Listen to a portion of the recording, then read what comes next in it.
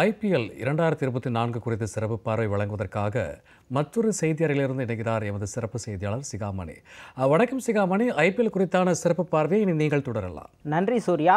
17வது IPL cricket தொடரானது இந்தியாவில் தொடங்கி ரொம்பவே சிறப்பாகவும் சுவாரஸ்யமாகவும் போயிட்டுருக்கு. நேற்று சூப்பர் சண்டேயில் பார்த்தோன்னா ரொம்பவே இன்ட்ரெஸ்டிங்கான 2 மேட்சஸ் இருந்தது. நேற்று மாலை 3:30 மணிக்கு தொடங்கிய முதல் போட்டியில் ராஜஸ்தான் ராயல்ஸ் அணி லக்னோ சூப்பர் ஜெயின்ஸ் அணி எதிர்த்து விளையாடினாங்க. இதில் டாஸ் வின் பண்ண ராஜஸ்தான் அணி பேட்டிங்கை தொடங்கினாங்க. அந்த அன்னைக்கு தொடக்கம் பார்த்தோம் அப்படின்னா ரொம்பவே கொஞ்சம் சுமாரானதாக இருந்தது. எஸ்எஸ்வி ஜெய்ஸ்வால் அதிரடியாக ஸ்டார்ட் பண்ணாலும் கூட ஏர்லியராகவே அவருடைய விக்கெட்டை வந்து இழந்துட்டார். ஆனால் ஒரு கேப்டன் நாக் ஆடினார். அந்த அணியினுடைய கேப்டன் சஞ்சு சாம்சன் ரொம்பவே அட்டகாசமான அரை சதம் விளாசின சாம்சன் பார்த்தோம் அப்படின்னா கடைசி வரைக்கும் ஆட்டம் இழக்காமல் 52 பந்துகளில் 82 ரன்கள் அடித்தார். இதில் 6 சிக்ஸர்கள் 4 பவுண்டரிகளையும் உள்ளடக்கமாக இருந்ததுன்னு சொல்லலாம். அது மட்டும் இல்லாமல் சாம்சன் பார்த்தோம் அப்படின்னா இந்த ஐபிஎல் தொடரை பொறுத்த வரைக்கும் 2020ஆம் ஆண்டிலிருந்து இந்த 2024 வரைக்கும் தொடர்ச்சியாக 5 ஐபிஎல் சீசன்களிலையும் ராஜஸ்தான் ராயல்ஸ் அணியினுடைய முதல் போட்டியில் அவர் வந்து தொடர்ச்சியாக அரை சதங்களை வந்து அடிச்சிட்டு இருக்காரு அப்படிங்கிறது ஒரு கூடுதல் சிறப்பாக இருக்குது அப்படி சொல்லலாம். அது மட்டும் இல்லாமல் ராஜஸ்தான் அணிக்கு நேற்றைய போட்டியில் மற்றொரு நட்சத்திரமாக விளங்கினது ரியான் பராக். ரியான் பராக் கடந்த சில ஆண்டுகளாகவே ராஜஸ்தான் அணியில் இடம்பெற்றிருந்தாலும் கூட தொடர்ச்சியாக அவர் வந்து அவருக்கு சான்சஸ் கொடுத்தாலும் பெருசாக இம்பாக்ட் இல்லை அப்படிங்கிற ஒரு குற்றச்சாட்டு இருந்தது. ஆனால் என்கிட்ட பொட்டன்ஷியல் இருக்குது அப்படிங்கிறத நேற்று அவர் காட்டினார். 29 பந்துகளில் 3 சிக்ஸர் 1 பவுண்டரியோட மொத்தம் 43 ரன்களை வந்து எடுத்து கொடுத்தாரு. ஆனால் அதுக்கு அடுத்தபடியாக லோயர் மிடில் ஆர்டரில் பார்த்தோன்னா அவங்களுக்கு பெருசாக ஸ்கோர் வரல அப்படி சொல்லலாம். ஆனாலும் கூட ஒரு இந்த 2 பேருடைய பார்ட்னர்ஷிப்னால கடைசியில் பார்த்தோம் அப்படின்னா 20 ஓவர் முடியல 193 ரன்கள் அப்படிங்கிற ஒரு சூப்பரான ஒரு இலக்கை நிர்ணயித்தாங்க ராஜஸ்தான் ராயல்ஸ். அதுவே பவுலிங்கில் பார்த்தோம் அப்படின்னா எல்எஸ்ஜிக்கு குருணால் பாண்டியா ரொம்பவே அட்டகாசமாக பந்து வீசினார். அவர் பார்த்தோம் அப்படின்னா 4 ஓவர் வெறும் 19 ரன்கள் மட்டுமே தான் கொடுத்தாரு. நவீன் ஹுல்லாக் 2 விக்கெட்டுகள் சாதிச்சார். அதே பேட்டிங்கில் ராஜஸ்தான் ராயல்ஸோட பேட்டிங் பார்த்தோம்னா எஸ்எஸ்சி ஜெய்ஸ்வால் ஒரு 24 ரன்கள், பட்லர் ஒரு ஏமாற்றம் தான் 11 ரன்கள், சாம்சன் ரியான் பராக் ஏற்கனவே சொன்ன மாதிரி அவங்களுடைய 90% ஸ்கோர் அவங்க 2 பேரே எடுத்துட்டாங்கன்னு சொல்லலாம். கடைசி கட்டத்தில் பார்த்தோம் அப்படின்னா த்ரூவ் ஜெரல் ஒரு 20 ரன்ஸ் வந்து அடிச்சு கொடுத்தாரு. ஸோ இதன் காரணமாக 193 ரன்கள் அடித்தாங்க. 194 ரன்கள் எடுத்தால் வெற்றி அப்படிங்கிற ஒரு கடினமான ஒரு இலக்கோட களமிறங்கினாங்க எல்எஸ்ஜி அணி. எல்எஸ்ஜி அணியை பொறுத்த வரைக்கும் அந்த அணியினுடைய கேப்டன் ராகுல் பார்த்தோம் அப்படின்னா இந்த ஐபிஎல் தொடரில் மிடில் ஆர்டரில் ஆடுவார் அப்படி சொல்லி எதிர்பார்க்கப்பட்டது. ஏன்னா T20 வேர்ல்ட் கப்புக்கு வந்து அவர் ஒரு விக்கெட் கீப்பர் பேட்ஸ்மனாக அவர் வந்து தன்னை ப்ரிப்பேர் பண்ணிக்கணும் அப்படின்னா மிடில் ஆர்டர் வருவான்னு எதிர்பார்த்தாங்க. ஆனால் அவர் வழக்கத்துக்கு மாறாக அவர் வந்து வழக்கம் போல் ஏற்கனவே இருக்கிற மாதிரி ஓப்பனிங் தான் வந்தார். அவங்களுக்கு பார்த்தோன்னா 194 ரன் இலக்கார்ந்தாலும் தொடக்கத்திலேயே முக்கியமான ஒரு விக்கெட் இழந்தாங்க, குவிண்டன் டீகாக்கோட விக்கெட்டை. அந்த விக்கெட்டை சாட்சியத்தை பார்த்தோம் அப்படின்னா ட்ரெண்ட் போல்ட் பொறுத்த வரைக்கும் இந்த ஒயிட் பால் கிரிக்கெட்டில் முதல் ஓவரில் ரொம்பவே அட்டகாசமாக பந்து வீசக்கூடிய ஒருத்தர். தான் யார் அப்படிங்கிறத மீண்டும் ஒரு முறை நேற்றைய போட்டியிலும் அவர் வந்து நிகழ்த்தி காட்டினார். டீகாக்கோட விக்கெட்டை 4 ரன்களை வந்து சாட்சி கொடுத்தார். அது மட்டும் இல்லாமல் 4 ஓவரில் பார்த்தோம் அப்படின்னா வெறும் 35 ரன்களை மட்டுமே விட்டு கொடுத்து 2 விக்கெட்டுகளையும் கைப்பற்றியிருந்தார் ட்ரெண்ட் போல்ட். அது மட்டும் இல்லாமல் ட்ரெண்ட் போல்ட் இந்த 2 விக்கெட்டுகள் கைப்பற்றது மூலமாக ஒரு மிகப்பெரிய ஒரு சாதனை படிச்சிருக்காரு. 17 ஆண்டுகால ஐபிஎல் கிரிக்கெட் வரலாற்றிலேயே இடதுகை வேகப்பந்து வீச்சாளராக அதிக விக்கெட்டுகளை வீழ்த்தின பவுலர் அப்படிங்கிற ஒரு சாதனை படிச்சிருக்காரு. இதுக்கு முன்னாடி இந்திய முன்னாள் வேகப்பந்து வீச்சாளர் ஆஷிஷ் நெக்ரா பார்த்தோம் அப்படின்னா 106 விக்கெட்டுகள் சாதிச்சு முதலிடத்தில் இருந்தார்.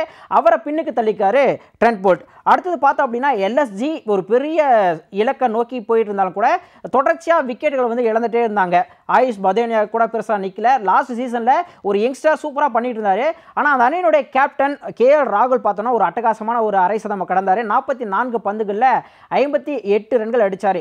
வழக்கமாக எல்எஸ்ஜியை பொறுத்த வரைக்கும் அவங்களோட பேட்டிங் லைன் அப் அப்படிங்கிறது ராகுலை பொறுத்து தான் நிர்ணயமாகும். அவரை தன்னுடைய பங்கை சிறப்பாக செஞ்சுட்டார் அப்படி சொல்லலாம். ஆனால் மற்ற பேட்ஸ்மேன்கிட்ட இருந்து பெருசாக ரன்ஸ் எதுவும் வராதனால பார்த்தோம் அப்படின்னா அந்த அணி கொஞ்சம் தடுமாட்டத்துக்கு உள்ளானாங்க. ஆனால் இறுதி கட்டத்தில் பார்த்தோம் அப்படின்னா நிக்கோலஸ் பூரன் ஒரு அட்டகாசமான அரை சதம் அடித்தார். நிக்கோலஸ் பூரன் பார்த்தோம் அப்படின்னா 41 பந்துகளில் 64 ரன்கள், 4 பவுண்டரி, 4 சிக்ஸரோட. ஆனால் அவர் என்னதான் கடைசி வரைக்கும் ஆட்டம் இழக்காமல் இருந்தாலும் தன்னுடைய அணியை அவரால் வெற்றி பாதைக்கு அழைத்து செல்ல முடியல அப்படிங்கிறது ஒரு வருத்தத்துக்கு செய்தி அப்படி சொல்லலாம். ஸோ எல்எஸ்ஜி பார்த்தோம் அப்படின்னா 194 ரன்கள் இலக்கை நோக்கி அங்கே பயணிக்கும் பொழுது தொடக்கத்திலேயே டீகாக்கோட விக்கெட் இழந்தாங்க. அடுத்து கேஎல் ராகுல் ஒரு நல்ல தொடக்கம் விளக்கம் கொடுத்தாலும் கூட தேவ்தத் படிக்கல் அண்ட் ஆயுஷ் பதோனி 2 பேருக்குமே ஒரு பெரிய ஏமாற்றம். தீபக் கூட என்ன அதிரடியாக ஸ்டார்ட் பண்ணாலும் கூட பெரிய இன்னிங்ஸாக அவரால் கொண்டு போக முடியல. நிக்கோலஸ் புரன் ஒரு சூப்பரான இன்னிங்ஸ் ஆடினார், ஆனால் அவரால் வின் பண்ணி கொடுக்க முடியாமல் போயிடுச்சு. இறுதி கட்டத்தில் பார்த்தோன்னா ஸ்டாயினிஸ் அண்ட் குருணால் பாண்டியா 2 பேரும் கிடைச்ச ஒரு சில பந்துகளை பெருசாக அவங்களாலையும் ஸ்கோர் பண்ண முடியல. ஸோ இதனால் 20 ஓவர் முடியல, வெறும் 173 ரன்கள் மட்டுமே சேர்த்து 20 ரன்கள் வித்தியாசத்தில் ஒரு மிகப்பெரிய ஒரு தோல்வியை சந்திச்சாங்க எல்எஸ்ஜி அணி தங்களுடைய முதல் போட்டியில் அப்படி சொல்லலாம். ஸோ இந்த போட்டிக்கு அடுத்ததாக பார்த்தோம் அப்படின்னா போட்டி எண் 5. இந்த போட்டி எல்லாருமே எதிர்பார்த்திருந்த ஒரு போட்டின்னு சொல்லலாம். ஏன்னா மும்பை இந்தியன்ஸ் அணி இந்த போட்டியில் வந்து களமிறங்கினாங்க குஜராத் டைட்டன்ஸ்க்கு எதிராக. இதில் முக்கியமான விஷயம் என்ன அப்படின்னா, குஜராத் அணியினுடைய கேப்டனாக இருந்த ஹர்திக் பாண்டியா ஒரு போட்டியில் ஒரு சீசனில் வந்து பார்த்தோம்னா சாம்பியன்ஷிப், அடுத்த சீசனில் பார்த்தோன்னா ரன்னர் அப் 2 கப்புகளை வந்து வெற்றி கொடுத்துட்டு அடுத்தது மும்பை இந்தியன்ஸ்க்கு கேப்டனாக ட்ரேட் ஆகி வந்துட்டார். ஸோ அதனால் இந்த போட்டிக்கு ரொம்பவே ஒரு எதிர்பார்ப்பு இருந்ததுன்னு சொல்லலாம். இந்த போட்டியில் டாஸ் வின் பண்ண ஹர்திக் பாண்டியா பார்த்தோன்னா மும்பை இந்தியன்ஸ் வந்து பந்து வீச்சை தேர்வு செஞ்சாங்க. ஸோ அவங்களுக்கு குஜராத் அணியோட ஓப்பனிங் பார்த்தோன்னா ரொம்பவே சிறப்பாக நல்லாவே ஸ்டார்ட் பண்ணாங்கன்னு சொல்லலாம். மொதல் 3 ஓவரில் 30 ரன் அப்படிங்கிற அளவுக்கு நல்லாவே போனாங்க ரித்திமான் சாகாவும் சுப்மன் கில்லும். ஆனால் அந்த இடத்துல ஒரு சூப்பரான ஒரு பிரேக் த்ரூ கொடுத்தது யார் அப்படின்னாக்க வேற யாருங்க, ஜஸ்பிரீத் பும்ரா. மும்பை அணியினுடைய அஸ்தான விக்கெட் டேக்கிங் பவுலராக திகழ்ந்துட்டு இருக்காரு, இந்திய அணிக்கும் கூட சொல்லலாம். ஸோ நேற்றைய போட்டியில் ரொம்பவே அட்டகாசமாக பந்து வீசின பும்ரா பார்த்தோன்னா 4 ஓவரில் வெறும் 14 ரன்கள் விட்டு கொடுத்து 3 விக்கெட்டுகளை வந்து ரொம்பவே சூப்பரான முறையில் வந்து வீழ்த்தி கொடுத்தாரு. இதை பார்க்கும்பொழுது எல்லாருமே இப்போ மிச்சல் ஸ்டார்க், பேட் கமின்ஸ் எல்லாரும் 20 கோடி 22 கோடி சம்பளம் வாங்கினாலும் கூட இவர் ஜஸ்பிரீத் பும்ரா மட்டும்தான் ஐபிஎல் 20 கோடி சம்பளம் வாங்கின ஒரு தகுதியான ஒரு பந்து வீச்சாளர் அப்படிங்கிற ஒரு பேச்சும் கூட எழுந்துட்டு இருக்கு. பட் ஆனால் அந்த ஆக்ஷன் ஸ்ட்ராட்டஜிஸில் அது வாய்ப்பு இல்லாமல் போயிடுதுன்னு சொல்லலாம். ஸோ நேற்றைய போட்டிக்கு நம்ம மறுபடியும் வரோம் அப்படி சொல்லி பார்த்தோம் அப்படின்னா என்னதான் ரித்திமான் சாகா ஒரு நல்ல ஃபயரிங்கான ஒரு ஸ்டார்ட்டை கொடுத்துட்டு 19 ரன் அவுட் ஆனாலும் கூட அந்த அணியோட கேப்டன் சுப்மன் கில் ஒரு நல்லாவே ஒரு ஸ்டார்ட் கிடச்சிதுன்னு சொல்லலாம். ஆனால் பெருசாக ஒரு வழக்கம் போல் அகமதாபாத் கிரவுண்டில் 50 செஞ்சுரிஸ் அடிக்கிற அவர் வந்து நேற்று வெறும் 31 ரன்களை வந்து ஆட்டம் இருந்து சற்று ஏமாற்றத்தை கொடுத்துட்டாரு சொல்லலாம். ஆனால் அதுக்கு அடுத்தபடியாக தமிழக வீரர் சாய் சுதர்சன் மற்றும் ஒரு முறை தனக்கு கிடைச்ச வாய்ப்பை சூப்பராக பயன்படுத்திக்கிட்டார் அப்படி சொல்லலாம். ஸோ நேற்றைய போட்டியில் 1 வந்த அவர் ரொம்பவே அட்டகாசமான ஒரு 39 பந்துகளை 45 ரன்களை வந்து சேர்த்து கொடுத்தாரு. ஸோ அதுக்கு அடுத்தபடி பார்த்தோன்னா மிடில் ஆர்டர்ஸில் குஜராத் அணிக்கு பெரிய எதிர்பார்த்த அளவில் வேறு எந்த வீரர்களும் பெருசாக ரன்ஸு ஸ்கோர் பண்ணலை அப்படிங்கிறது நம்ம ஒத்துக்கிட்டு தான் ஆகணும். பார்த்தோம் அப்படின்னா ஸ்கோர் கார்டில் சாய் சுதர்சனுக்கு அடுத்து அஸ்மத்துல்லா உமர் சாய் ஒரு நல்லா ஸ்டார்ட் பண்ணார் அவருடைய டெபியூட் மேட்ச் குஜராத்துக்காக. ஆனால் பெரிய இன்னிங்ஸ் ஆட முடியல. அடுத்து டேவிட் மில்லர் அவரும் ஒரு ஏமாற்றம் தான். கடைசியில் ராகுல் தேவாட்டியை பார்த்தோன்னா 15 பந்தில் 22 ஒரு சூப்பரான ஒரு கேமியோ ஆடி கொடுத்தாரு.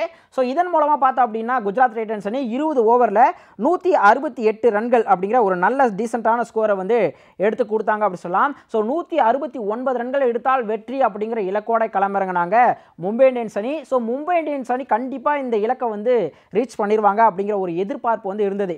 ஏன்னா கடந்த 12 ஆண்டுகள் ஐபிஎல் வரலாற்றை பார்த்தோன்னா 2013 மும்பை அணி தொடர்ச்சியாக தங்களுடைய முதல் போட்டிகளில் தோத்துட்டே வந்தாங்க. ஸோ இந்த போட்டியில் வெற்றி பெறுவாங்களா அப்படிங்கிற ஒரு எதிர்பார்ப்பு இருந்தது. ஆனால் அதுக்கு ஏமாற்றம் அளிக்கிற வகையில் பார்த்தோம் அப்படின்னா முதல் ஓவர்லேயே 0 ரனுக்கு ஆட்டம் இழந்து ஏமாற்றம் கொடுத்தாரு இஷான் கிஷன். அவரோட விக்கெட்டை சாய்ச்சது யாருன்னு பார்த்தோம்னா அஸ்மத்துல்லா உமர் சாய். அஸ்மத்துல்லா உமர் சாய் பேட்டிங்லேயும் ஒரு நல்ல ஒரு கன்சிஸ்டன்சி கொடுப்பாரு சொல்லி எதிர்பார்த்தோம். பேட்டிங்கில் ஆட்டம் இருந்தாலும் கூட பவுலிங்கில் ரொம்பவே அட்டகாசமாக பந்து வீசினார். 3 ஓவரில் 27 ரன்கள் மட்டுமே விட்டு கொடுத்து 2 முக்கியமான விக்கெட்டுகள் வந்து எடுத்து கொடுத்தாரு. என்னதான் இஷான் கிஷன் வந்து ஆட்டம் இருந்தாலும் கூட இன்னொரு பக்கம் முன்னாள் கேப்டன் ரோஹித் சர்மா ரொம்பவே பொறுப்பான நிதானமான ஒரு ஆட்டத்தை வந்து நேற்று ரோஹித் சர்மா வந்து வெளிப்படுத்தினார். ரோஹித் சர்மா பார்த்தோம் அப்படின்னா 7 பவுண்டரி ஒரு சிக்ஸரோட 29 பந்துகளில் 43 ரன்களை வந்து சேர்த்து கொடுத்தாரு. ஆனாலும் ரோஹித் சர்மா களத்தில் இருக்கிற வரைக்கும் மும்பை அணி ஈஸியாக வெற்றி பெற்றுவாங்க அப்படிங்கிற ஒரு எதிர்பார்ப்பு இருந்தது. ஆனால் அந்த எதிர்பார்ப்பை மும்பை அணியுடைய ரசிகர்களுடைய கனவு உடைச்சது யாருன்னு சொல்லி பார்த்தோம்னா நம்ம தமிழக வீரர் ரவி ஸ்ரீனிவாசன் சாய் கிஷோர் தாங்க. சாய் கிஷோர் ஏற்கனவே பார்த்தோன்னா 2022 ஐபிஎல்ல ஒரு சில சான்சஸ் கிடச்சிது. பட் ஆனால் பெருசாக பர்ஃபார்ம் பண்ண முடியல. ஆனால் நேற்றைய போட்டியில் நான் தான் ஒரு சாம்பியன் பவுலர் அப்படிங்கிறத அவர் நிரூபித்தார். ரொம்ப அட்டகாசமாக பந்து வீசின சாய் கிஷோர் பார்த்தோன்னா 4 ஓவரில் வெறும் 24 ரன்கள் மட்டுமே விட்டு கொடுத்து 2 விக்கெட்டுகளும் எடுத்து கொடுத்தா. இதில் முக்கியமான விக்கெட் அந்த ரோஹித் சர்மாவோட விக்கெட். அந்த விக்கெட்டுக்கு அப்புறம் தான் இந்த போட்டி அப்படியே ஜிடி பக்கம் மாறுச்சு அப்படின்னு சொல்லலாம். ஸோ கடைசியில் பார்த்தோம் அப்படின்னா மும்பை அணி ரோஹித் சர்மா விக்கெட் இழந்தாலும் கூட டெவால்ட் பிரேவிஸ் ஒரு இம்பாக்ட் பிளேயராக வந்து ஒரு நல்ல இம்பாக்டை உருவாக்குனார் அப்படி சொல்லலாம். அவரும் பார்த்தோம் அப்படின்னா 39 பந்துகளில் 46 ரன்களை வந்து சேர்த்து கொடுத்தாரு. கொடுத்தாரு மும்பை அணிக்கு. ரொம்பவே யூஸ்ஃபுல்லான ஒரு ஸ்கோர்ஸாக இருந்ததுன்னு சொல்லலாம். ஆனால் அதுக்கு அடுத்தபடியாக பார்த்தோன்னா ஜிடி அணி செகண்ட் ஹாஃபில் சூப்பரான ஒரு கம்பேக் கொடுத்தான்னு சொல்லலாம். அட்டகாசமாக பந்து வீசி மும்பை அணியினுடைய விக்கெட்டுகளை வந்து சரமாரியாக அவங்க வந்து சாய்க்க ஆரம்பித்தாங்க. ஸோ இதன் காரணமாக பார்த்தோம் அப்படின்னா ரொம்பவே மும்பை அணி ஈஸியாக வெற்றி பெற்றுவாங்க அப்படிங்கிற எதிர்பார்த்த நிலையில் கடைசியில் Tilak Varma, Tim David, Hardik Pandya, Gerald Coetzee, Shams முலானின்னு யாருமே பெரிய இன்னிங்ஸாக ஆட முடியல. எல்லாருமே 10-11 அப்படின்னு ஆட்டம் இல்லாதனால பார்த்தோன்னா 20 ஓவரில் 162 ரன்களை மட்டுமே சேர்த்து 6 ரன்கள் வித்தியாசத்தில் தோல்வியை தழுவுனாங்க மும்பை இந்தியன்ஸ் அணி. ஸோ இதன் மூலமாக 2013 தொடர்ச்சியாக 12வது ஐபிஎல் சீசனில் முதல் போட்டியில் மும்பை அணி வந்து தோல்வியை சந்திச்சிருக்காங்க.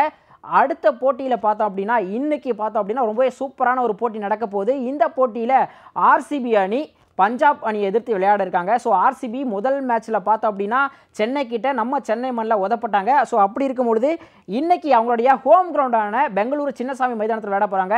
பஞ்சாப்க்கு எதிராக அவங்களோட ரெக்கார்ட் கொஞ்சம் சுமாராக தான் இருக்குது. இது வரைக்கும் 31 போட்டிகளில் 2 அணியும் மோதி இருக்கும் பொழுது 17 போட்டிகளில் பஞ்சாப் அணியும் 14 போட்டிகள் மட்டுமே ஆர்சிபி அணியும் வெற்றி பெற்றிருக்காங்க. இதில் ஆர்சிபி ஃபேன்ஸ்க்கு ஒரு முக்கியமான ஒரு மகிழ்ச்சி தரக்கூடிய செய்தி என்ன அப்படின்னா இது வரைக்கும் இந்த ஐபிஎல்ல நடந்திருக்கக்கூடிய 5 போட்டிகளையும் சொந்த மைதானத்தில் விளையாடி இருக்கக்கூடிய அணிகளே வெற்றி பெற்றிருக்காங்க. ஸோ அதனால இந்த போட்டியில் ஆர்சிபி வெற்றி பெறுமா அப்படிங்கிற ஒரு எதிர்பார்ப்பு ரசிகர்களுக்கு இருக்கு அப்படி சொல்லலாம். ஸோ என்ன நடக்க போகுது அப்படிங்கிறத இன்று இரவு 7:30 மணிக்கு மேட்ச் பார்த்தா நமக்கே தெரிஞ்சிடும்.